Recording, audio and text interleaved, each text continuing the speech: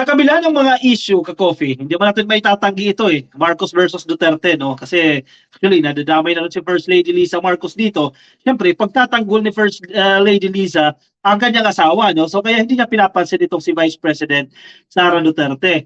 Pero itong si Inday at itong si PBBM, civil. Makikita mo ka-coffee sa mga engagement eh. Sunod-sunod yung kanilang mga political engagement, no? Civil sila, nagpapansinan, ina-acknowledge ni PBBM sa kanyang speeches itong si Vice President Sara Duterte. At good thing din naman ito, ako tinitingnan ko ito na positibo, kahit paano po nagpasalamat itong si Vice President Sara Duterte kay Pangulong Bongbong Marcos.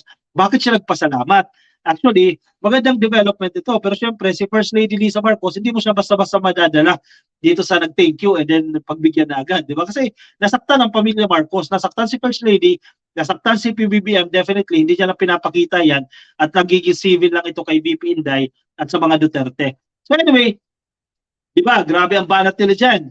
Ay yung mga taga Davao mismo, nagkaroon sila ng rally dyan, yung One Nation, One Opposition, itong maisog rally dyan sa Davao. And then, nagkaroon ng disgrasya, nagkaroon ng kalamidad. Siyempre, hindi naman natin diniling yan, nangyayari at nangyayari talaga yan. Siyempre, hindi pwedeng hindi tulungan ni PBBM yan. Kahit ano pang sabihin nyo sa presidente, kasi responsibilidad pa rin ng administrasyon. That's the term, responsibility pa rin po yan ng administrasyon. Pero kung matatandaan ninyo ng Yolanda, di ba, sinabi, the president is an Aquino and Romualdez Keme-Keme, di ba, hindi magkasundo dyan sa Tacloban. Hindi ugali ni PBBM yan. So nagbigay pa rin siya ng tulong dyan. Again, responsibility niya yan bilang presidente. Pero kung hindi ka matino, hindi mo bibigyan yan. Bigyan mo yan katiting lang, no? O minimal help lang o financial assistance.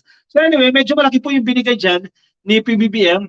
At ang tanggapan din po ng House of Representatives, si Romualdez, nagpa-mobilize na rin po siya dyan ng milyong-milyong pondo para itulong sa mga biktima dyan po sa Davao, no? Sa Davao Region. At dahil po dyan, nagpasalamat itong si Inday, VP Sara, kay Pangulong Bongbong Marcos. Anyway, sige, slowly, the wound will heal eventually, di ba? Gagaling din po itong mga, ano ba ito? Sana wag ito misunderstanding o kung ano ba ito ka-coffee kasi hindi sila pinapatulan ng PBBM dyan. Lilipas din ang panahon, pero syempre, pwede ka magpatawad pero hindi ka makakalimot, di ba? Magkaiba yan eh. Pwede sila mapatawad ni First Lady dyan o mapatawad sila ni PBBM dyan pero hindi na makakalimutan yung ginawa sa kanya, yung mga pronouncement na gawa-gawa against the President. Sara Duterte thanks Marcos for Davao Region Aid. Nasa balita po yan ng Inquirer, no?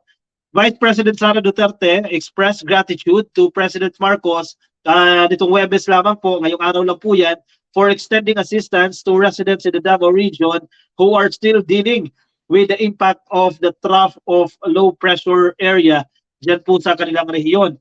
Duterte and Marcos were seen together dyan po sa Davao City kahapon, Miyerkules po, during a meeting with key government agencies to discuss how to further aid the Davaoenos affected by the weather system.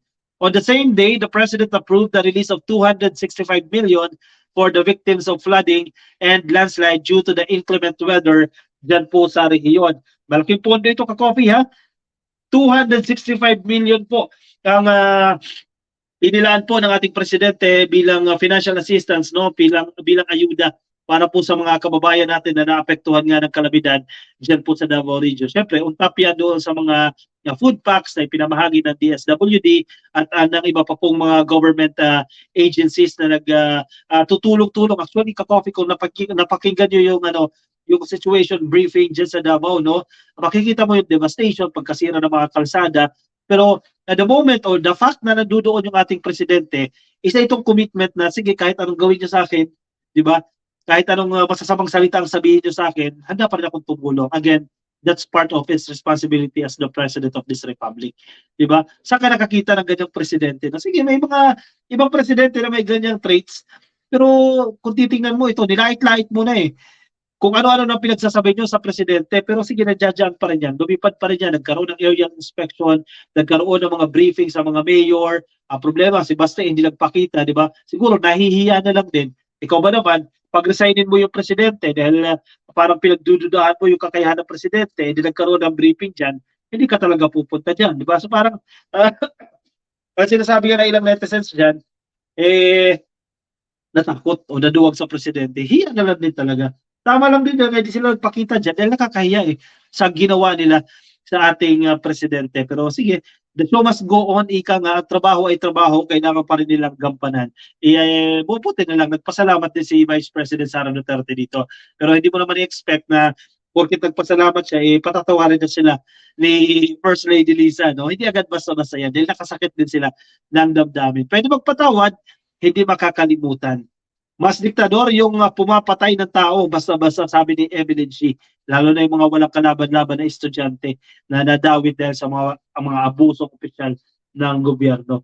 Ralph Lauren Aison, happy viewing po sa inyo. Pray for Mindanao. Sana kaka-coffee, magtuloy-tuloy na po yung recovery ng mga kababayan natin dyan sa Mindanao, lalo na po yung rehabilitation ng mga nasirang kalsada dahil actually isa ito sa nagiging dahilan ng pagbaba ng ekonomiya ng isang lugar kapag hindi makakadaan ng mainam yung mga goods, yung mga delivery dahil sira-sira ang mga kalsada.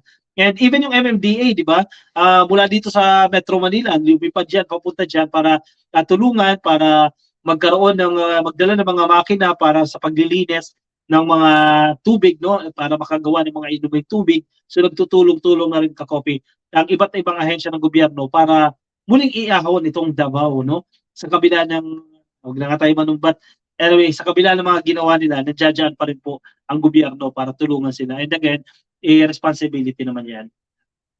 Roberto Janco, ang DDS, vloggers at uto-uto supporters, di nila na-appreciate ang magagandang ginagawa ni PBBM. Ganyan sila kawalang ganang sa presidente. Kaya maiinis ka sa mga taong ito, ka-coffee, mga ingrata. Sa totoo lang. Ruben Egelos, good evening, ka-coffee. Let's protect and support our beloved PBBM from Babatingon, dyan po sa Leyte. God bless us all. Happy viewing po sa inyo. James Moon, oy, kaya di na nakakatulog sa mga sinugi daw niya. Marian Yambao, bakit sa kanya ba ang Mindanao? Definitely hindi. Kay Alan Tapia, Marcos pa rin po siya. In fairness naman, marami pa rin po ang nagpapakita ng suporta, matibay na suporta sa administrasyon ito ni Pangulong Bongbong Marcos. Mamarisa Suba, God bless our President and the cabinet members. Sana magtuloy-tuloy pa-coffee itong pag-usad ng ating bansa, no? Pag-usad ng ating ekonomiya. I-shoutout din natin yung mga ka-coffee natin na nasa Facebook.